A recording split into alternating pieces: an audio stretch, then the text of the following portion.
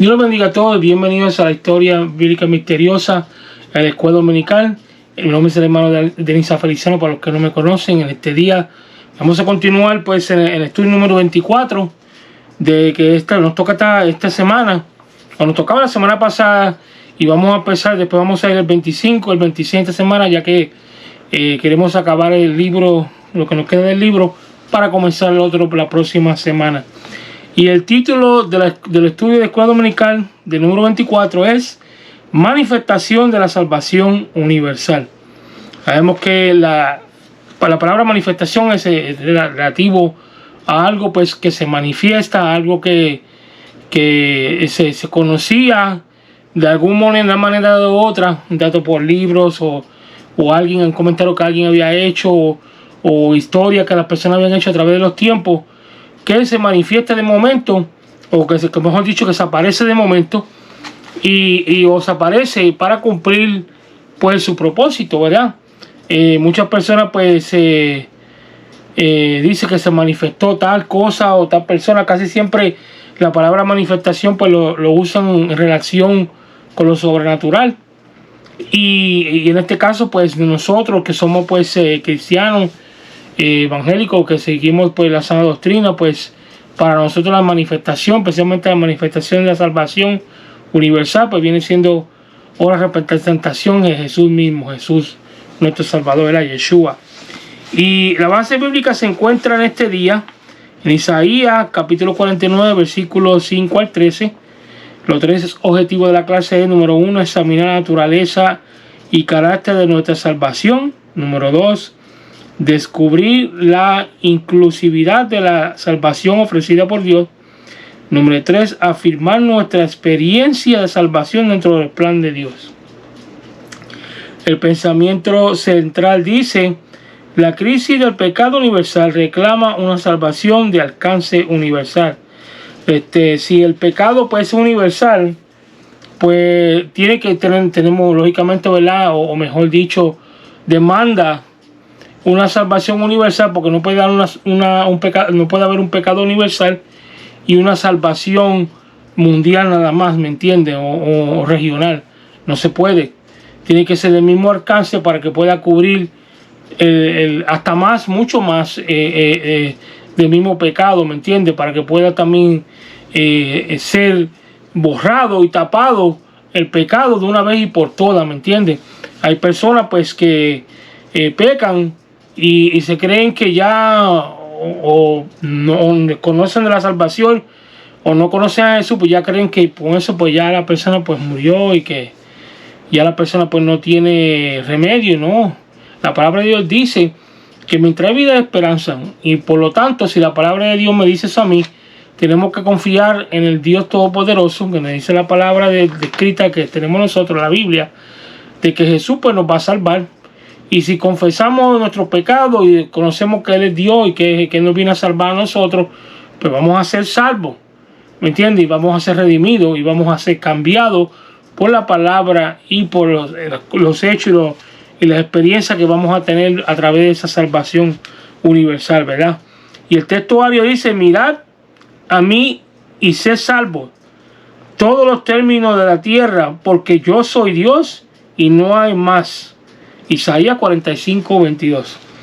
Vamos a entrar a la lectura de la clase de hoy. Dice en Isaías 49, 5: ahora pues, dice Jehová, el que me formó desde el vientre para ser su siervo, para hacer volver a Jacob y para congregarle a Israel, porque estimado seré en los ojos de Jehová, y el Dios mío será mi fuerza. Dice: poco es para mí que tú seas mi siervo.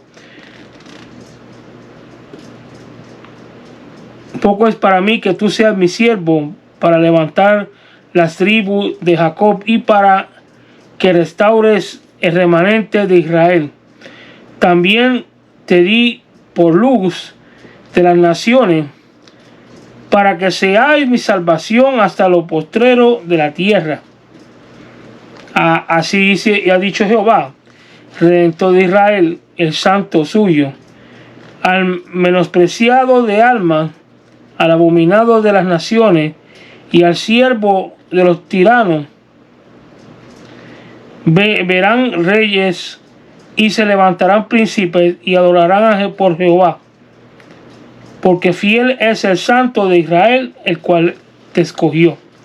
Así dijo Jehová: en tiempo aceptable te oí, y en día de salvación te ayudé, y te guardaré y te daré por pacto al pueblo, para que restaures la tierra, para que heredes las asoladas heredades, para que digas a los presos: salid, y a los que están en tinieblas, mostraos. En los caminos serán apacentados, y en todas las alturas tendrán sus pastos. No tendrán hambre, ni sed, ni calor, ni sol, ni el sol los afligirá, porque el que tiene de ellos misericordia los guardará, y los conducirá a manantiales de agua. Y convertiré en camino todos mis montes, y mis calzados serán levantados, y mis calzadas serán levantadas, Y aquí estos vendrán de lejos, y he aquí estos del norte y del occidente, y estos de la tierra de Sinim. Cantad alabanza, oh cielos, y alégrate tierra. Rompid en las alabanzas, oh monte, porque Jehová ha consolado a su pueblo, y de sus pobres tendrá misericordia. Pero para que vean que Dios tiene siempre misericordia del pobre. Dios no se olvida del pobre así. A las personas es que se olvidan de Dios, y muchas veces hay personas pues, que lamentablemente sucumben a cosas tenebrosas y a los caminos de Satanás por eso mismo, porque como tienen poco fe y la ambición de ellos los ciega, pues tienden a buscar a servirle a Satanás, porque no quieren sufrir aflicciones, ¿me entiendes? Quieren salir de la pobreza, y a cambio de salir de la pobreza pues entregan su propia alma, ¿me entiendes? Cosa que es muy sagrado, y que si venimos al caso, pues Dios es el que tiene el control de todo. Y entonces cuando nosotros pues nos entregamos nuestras vidas a Yeshua, pues Dios se va a encargar de darnos lo que nosotros necesitamos. No es lo que nosotros, ¿verdad? Algunas personas que sí, Dios los bendice, ¿verdad? Porque Dios sabe a quién le da mucho, quién no, porque hay personas que si le dan mucho se pierden, se olvidan de Dios, ¿me entiendes? Y también se olvidan del prójimo. Mientras que hay personas pues que no tienen, más sin embargo no les importa, sino que con que Dios les dé para pagar los biles y que para tener para comprar pan y comida, pues con eso están contentos ellos, ¿me entiendes? Pues así, pues no todo el mundo es igual, pero tenemos que darle gracias a Dios, porque Dios es el que suple todo. Aún más la salvación, que es lo más importante, que nosotros siempre tenemos que preocuparnos. Dice la introducción que el tema de una salvación universal es el más sobresaliente y emocionante del libro de Isaías. Desde el primer capítulo, este asunto principal en las revelaciones del profeta Isaías 1, capítulo 1, versículo 1 al 9, primeramente nos habla de la condición pecaminosa del pueblo de Dios, que Dios escogió para ser su testigo al mundo. Luego nos plantea la invitación en el que se encierra el plan de salvación. Venid luego, dice Jehová, y estemos en la cuenta. Isaías 1:18. Desde esta perspectiva ya se nos habla de salvación de modo gratuito e espontáneo de parte de Dios. Luego, a través del libro, llamamos a una diversidad de ejemplos de la visión universal de Dios para traer salvación a la humanidad. Isaías capítulo 2, versículo 1 al 4. Con marcado acento profético se proyecta la palabra salvación como el objetivo primario de la misericordia de Dios para la humanidad. Isaías 26, 1 al 3. Mostrando un Dios que enemigas de sus propios opresores, sino también de las perturbaciones emocionales que la vida separada de Dios produce en la conciencia humana. De modo claro se hace ver que la salvación no es algo que el hombre consigue por su ingenio, sino que el don maravilloso de la gracia de Dios, que es don de la maravillosa la gracia de Dios, de Efesios 2, 8, 9. Esa bendita revelación de la providencia de Dios, causa de la impotencia humana, es lo que demanda nuestra atención en el estudio de hoy. Qué interesante está eso, ¿verdad? Y continúa diciendo, dice que la salvación es concebida por el profeta en términos divinos. Es Dios quien siempre toma la iniciativa en su sabiduría eterna. Es quien selecciona el instrumento que ha de usar para atraer la humanidad a su salvación. Se hace muy claro que no se trata de un concurso de popularidad, sino de una designación celestial que se da por voluntad absoluta de Dios. Jeremías 1:5. Esta acción divina es la que dignifica la persona del Redentor con autoridad sobrenatural. Cuando Dios llama a su servicio, también dignifica con su unción para distinguir a su siervo. En la persona de Cristo se combinan tanto la voluntad de Dios como la necesidad humana de redención. Por esto, el autor de la carta a los hebreos dice que nos convenía uno que fuese santo, inocente, sin mancha, apartado de los pecadores y hecho más sublime que los cielos. Hebreos 7:26. Estamos, en otras palabras, una persona perfecta, una persona con un testimonio impecable para que pudiera cumplir todas esas cosas, y eso lo podemos a través de la escritura y con su testimonio, pues lo podemos encontrar que Yeshua pues sí cumplió con todos estos criterios. Cuando leemos los evangelios, vemos toda la Biblia y aún libros históricos como el libro de Josefo, pues nos damos cuenta que la vida que llevó Jesús fue una vida santa, ¿verdad? Una vida que, de acuerdo a la palabra de Dios, y cuando predicaba la palabra, la predicaba con poder, respaldada de Dios, y a la misma vez con un testimonio pues digno de que era el ungido de Dios y Dios mismo. Vamos a continuar leyendo. Dice que la misión asignada al escogido de Dios comienza con la restauración de Israel. Dios quiere hacer que su pueblo se vuelva hacia Él. La afirmación que sigue revela el rechazo de Mesías, estimado de los ojos de Jehová, pero Él no es lo de su pueblo. No obstante, ese pueblo tiene corazón falso y rebelde. Se apartaron y se fueron. Jeremías 5:23.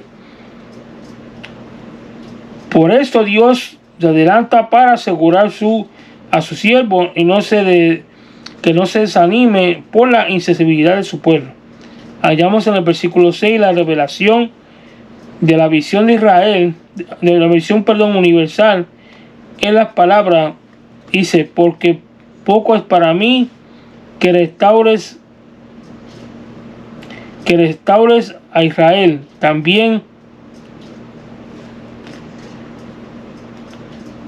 También te di por luz a las naciones, para que sea mi salvación hasta lo postrero de la tierra.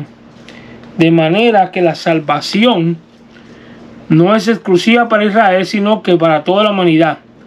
Esta sentencia se hace fuerte en los labios del Señor cuando digo: id por todo el mundo, predicar el evangelio a toda criatura. Marcos 16:15.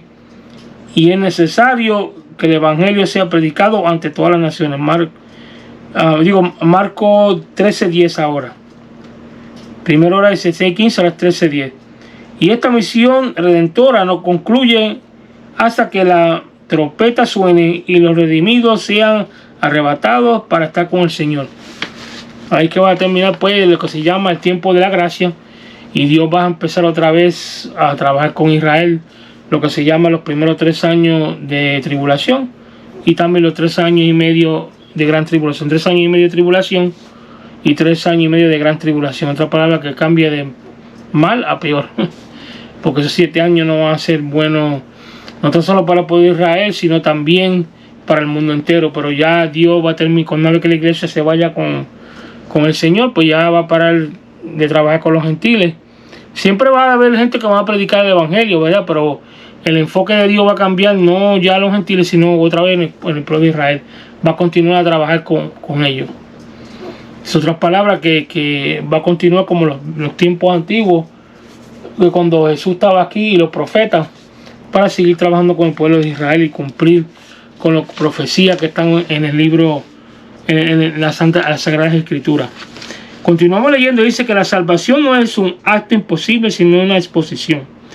Dios expone la vida de su unigénito Hijo, y apelando a la conciencia pecaminosa y el corazón rebelde y lamentable, el pueblo a quien fue enviado y no lo recibió, no creyeron en él como enviado de Dios. Juan 1:11.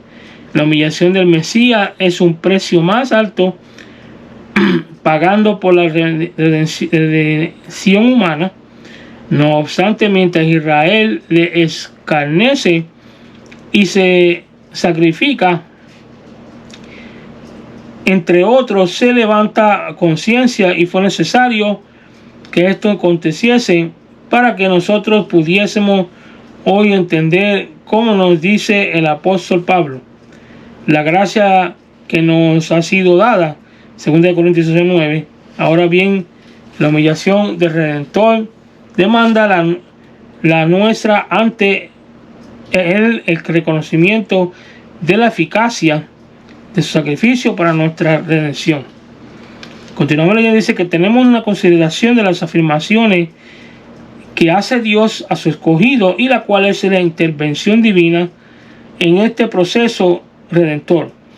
En tiempo aceptable te oí. Nuevamente se nos presenta en el lenguaje humano la compasión de Dios, de manera que primera participación divina se da el eco de la voz de los antiguos que claman a él.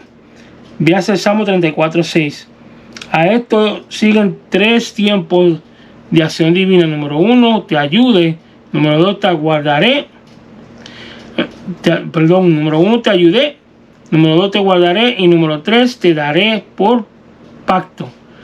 Toda la acción divina que va acompañada de hechos sobresalientes a favor de aquellos a quienes Él ama. Podemos contar con la conciencia de Dios y su protección, sabiendo que seremos colocados en posiciones que jamás hemos soñado. Véanse Deuteronomio 28:13. Cuando la salvación universal llega a su consumación, los poderes de este mundo pasarán a manos de los redimidos. Salmo 37:39. Dios garantiza un tratado de paz universal, la paz entre Dios y los hombres. En su pacto eterno hace provisión para que los cautivos de la alma finalmente sean liberados. En la visión mesiánica, Isaías anticipa esta acción diciendo: el pueblo que estaba en tiniebla vio una gran luz. Los que moraban en tierra de sombra y de muerte, luz resplandeció sobre ellos. Isaías 9:2. El Señor se nos identifica como la luz del mundo, y el que alumbra a todo hombre, y al que a él sigue no andará en tiniebla. El que lo siga a él no andará en tiniebla. Las prisiones de la oscuridad no solo atan a las almas de los muertos, sino que también viven ignorando el plan de salvación. A los que están aún cautivos por el temor a la muerte, para ellos viven el Redentor a desatar las cadenas de la opresión y conducirlos a tierra de libertad. Hebreos 2, 14 y 15. Capítulo 2, 14, versículos 14 y 15. Continuamos leyendo, dice que aquí Dios ha comprometido proveer para el bienestar de los suyos, a los liberados, y les asegura un lugar confortable y seguro. La salvación no es simplemente la liberación de las cadenas del pecado, es también la seguridad de una vida libre de ansiedades. Los caminos del mundo están llenos de obstáculos y experiencias muy difíciles, pero el buen pastor conducirá su rebaño por sendas rectas y llenará a los montes, es decir, eliminará los obstáculos. Allanará los montes, dice aquí, que quiere decir que eliminará los obstáculos. En el fiel cumplimiento de su promesa, el Señor mismo estará con nosotros, de manera que ninguna dificultad impedirá o impida nuestra marcha victoriosa. Salmo 32:8. Y aquí yo estoy con vosotros todos los días hasta el fin del mundo. Mateo 28:20. Y continuamos leyendo. Arribamos con gozo el clímax de la salvación, una celebración jubilosa a todos los redimidos que se reunirán de todas partes del mundo. En el versículo 12 nos presenta un cuadro de gran reunión de todos los pueblos, como él vio en Juan, Apocalipsis, como que vio en Juan en Apocalipsis 7, 9 y 10. Este signo de júbilo tiene como inspiración la salvación que ha sido proporcionada por la sangre de Cristo. Y cantan el cántico de Moisés, de Moisés, siervo de Dios, y el cántico del Cordero, diciendo: grandes y maravillosas son tus obras, Dios Todopoderoso. Justos y verdaderos son tus caminos, Rey de los santos. ¿Quién no temerá, oh Señor, y glorificará tu nombre? Pues solo tú eres santo, y por lo cual todas las naciones vendrán y te adorarán, porque tus juicios se han manifestado. Apocalipsis 15, 3 y 4. Gracias a la infinita bondad de nuestro Señor, abrigamos la esperanza de formar todos parte de una gran reunión para celebrar nuestra salvación. Y continuamos leyendo, y dice que la gran revelación dada a Isaías fue la de un redentor que tendrá consecuencias universales. La salvación no es una experiencia exclusiva para el pueblo de Israel, sino que es para toda la humanidad, y que toda la humanidad está incluida por Dios en su designio. Aprendemos por este estudio que Dios compromete a sostener y defender a su siervo el Mesías a través de la experiencia de rechazo y maltrato a que habría de ser sometido por su pueblo. De la misma manera, los que son llamados por Dios a formar parte de sus elegidos padecerán persecución, pero no tendrán nada que temer, porque el mismo Dios estará con ellos para sostenerlos y defenderlos. La misión redentora comienza con la humillación del siervo de Jehová, pero culmina con la exaltación de éste para que toda rodilla se doble ante él. La salvación que nos viene con Cristo o a través de Cristo es una experiencia primeramente liberadora del poder de las tinieblas para vivir en la luz admirable, y segundo, una experiencia que nos libera de la pobreza y la miseria y del dolor. Y otra de las bendiciones adquiridas de la salvación es la seguridad de que somos trasladados a pastos delicados y agua de reposo, que tenemos una vida en posesión adquirida por Dios para nosotros, donde nada nos faltará. Qué tremendo está eso, ¿eh? Nada nos faltará, pero hay personas que lamentablemente no creen en eso. Es por eso que dice que la palabra de Dios, que sin fe es imposible agradar a Dios, porque todo esto es por fe. Tenemos que creer, mi hermano, para poder ser bendecidos. Tenemos que creer en la palabra del Señor siempre, no importando por todo lo que pasemos. Las 5 preguntas de hoy, para así terminar el estudio número 24, dice, número 1, que la acción divina es la que acción divina es la que dignifica a la persona del Redentor con su autoridad. La respuesta dice, la selección soberana.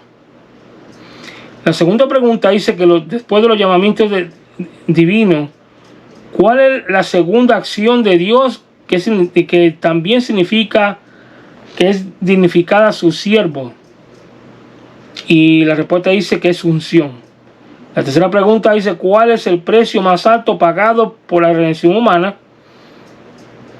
Y dice aquí la respuesta que es la humillación del Mesías.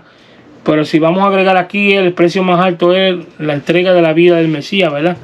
Que fue el precio más alto pagado por la redención humana. No es la humillación tanto de él, sino la entrega de su vida, su derramación de su santa sangre. La cuarta pregunta dice, ¿qué provisiones específicas hace Dios para que seamos llamados a la salvación?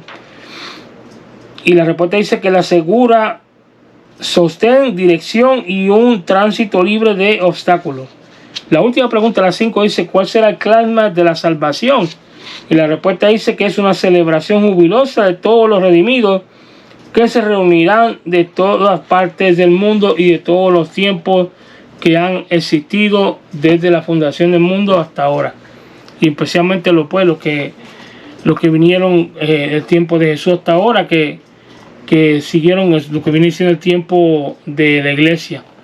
Porque también hay personas que creyeron en el Redentor de Yeshua, en la salvación de los tiempos de Israel, desde antes de la era abránica, de Abraham hasta ahora, se puede decir.